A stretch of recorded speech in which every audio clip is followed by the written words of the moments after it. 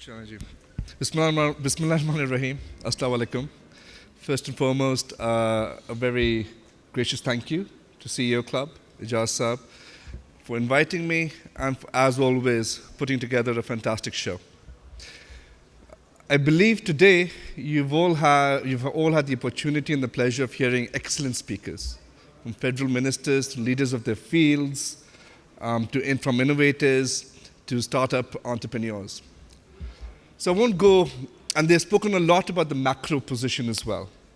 Macro positions of Pakistan, where our big wins are. Ikhtiyar Saab right now highlighted that out. Tara Saab right before that highlighted that as well. So I wouldn't want to repeat on that. But let me first start by just giving a brief background to myself. I think many of you here I haven't come across or met before. My name is Shoaib Hussain. I am CEO of State Life Insurance Corporation of Pakistan, a state-owned enterprise, mind you. I took on this role about 3.5 years ago. Before that, I was away from Pakistan for 18 years. I'm a fellow of the Institute of Actuaries, UK. I left Pakistan, I think, right after my A-levels.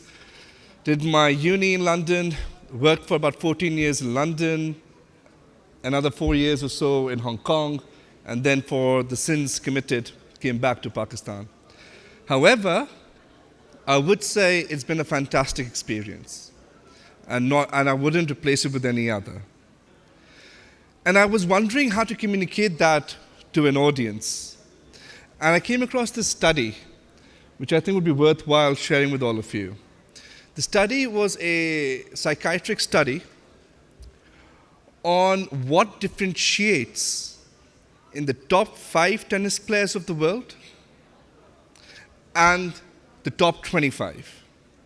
What is it, as I'm sure a lot of you here follow tennis, for the past 15 to 20 years, we've had 3 names dominating tennis: Nadal, Federer, Roger Federer, and of course, the third I forget. But they've been completely dominating it. So the question really was, what dominates the top 5 versus the top 25 players? It's not their diet, what they eat. Of course, they all earn well, they're all monitored, it's not their diet. It's not the practice they put in. Of course, they've got world-class coaches and facilities, so they all do that as well. It's not their hard work or the amount of hours they put in. It is not their gym routine. It is not their physical fitness. They can all compete neck to neck on that. So what differentiates the top 5 from the remaining 25? And what this study then suggests is simply what they think. The power of positive thinking. When a point is won or lost, in those 5 to 15 seconds that a player has to walk back to their mark and play the next point, what is it that they're thinking? If they're fixated on a point lost and what happened, then they're not able to focus on the coming point and whether they can win or not. But if a player has that positive thinking that regardless of what's happened up to now, I can win the next point, and that belief, that determination, and that positive approach is what differentiates a champion from a winner. And that's where I thought it really comes down to where we are in terms of Pakistan illusion and reality. We all know our mindsets. I do not need to repeat it.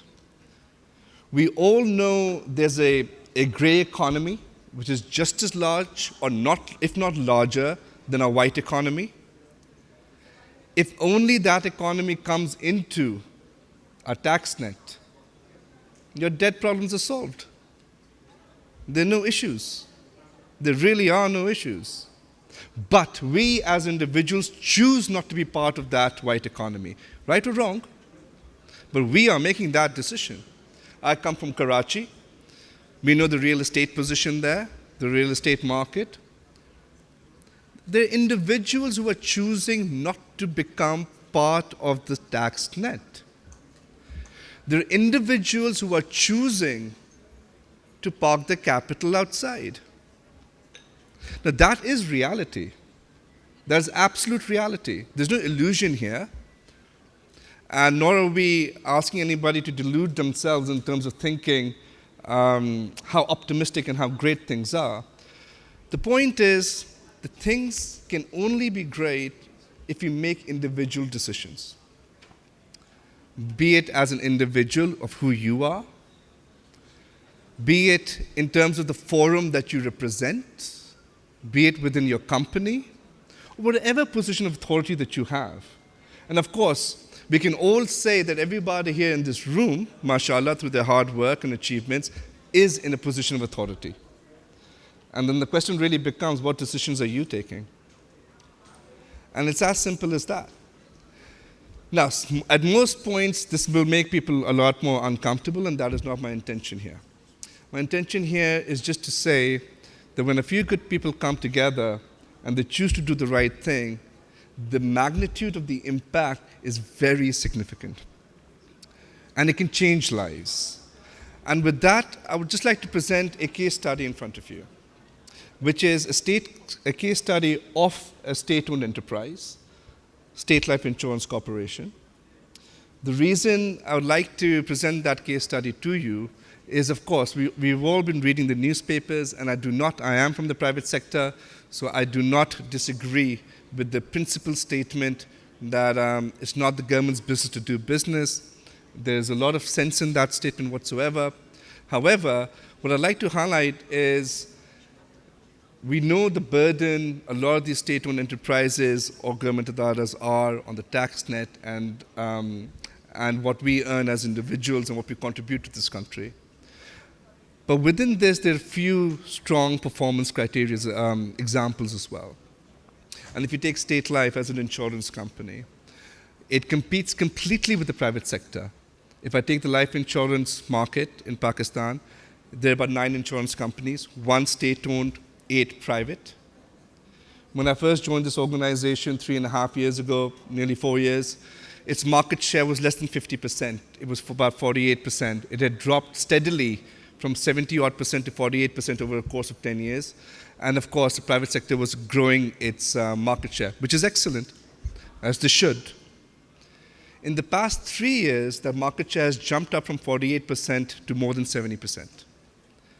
Our assets under management have grown by, in 4-year time period, they've grown by 100%, from 900 billion to nearly 2 trillion rupees.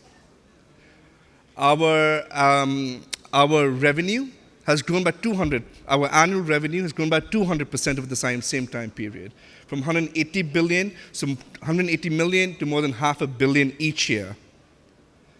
The profit that we give to our policyholders and to our shareholder, i.e. the government of Pakistan, that has grown by more than 100% over the same time period.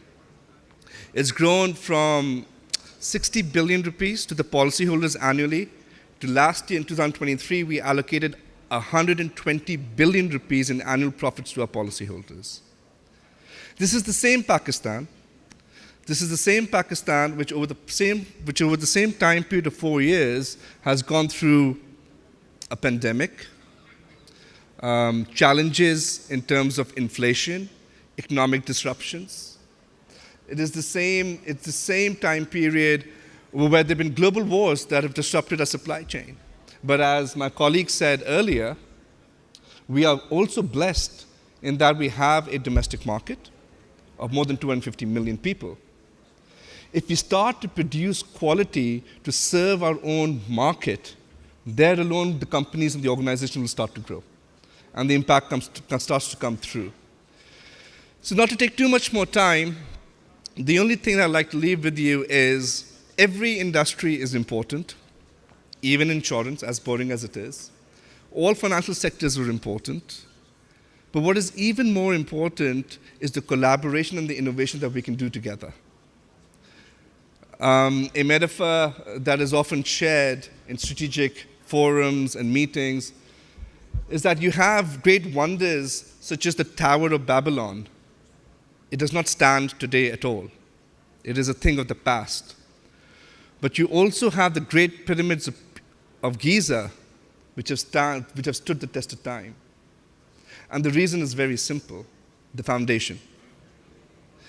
The stronger the foundation, the stronger your impact. And we as in all of us, are at a point in Pakistan's history once again where our responsibility is not to create the tower, but to lay a strong foundation for future generations. And I strongly believe that as far as financial sectors and financial organizations are concerned, it's about what we can do together as strategic partners, creating innovation, creating a base and opportunity to do more together, and to create opportunities for others to look into and understand what can be done more. One very small example of that I'd like to give you is a public-private partnership that State Life did with Baikia, the rider company. You'll think that they're from complete worlds apart, but they were able to launch Pakistan's first ever digital program where the riders, the ones that nobody cares about, the gig workers, every time they log in to give a ride or a passenger, all they have to do is press a button, and with that button, they're instantly insured should anything adverse happen for them. And that's the first digital product ever launched together by a state-owned enterprise with a private organization. So there are plenty of ways that we can innovate and do even more, where we can empower our gig workers, we can empower the women who are working through as single mothers in our society, from SMEs to give them more opportunity, to reduce their risk, and of course for larger corporations to come together to create more innovative solutions for a better and greater Pakistan. Thank you very much.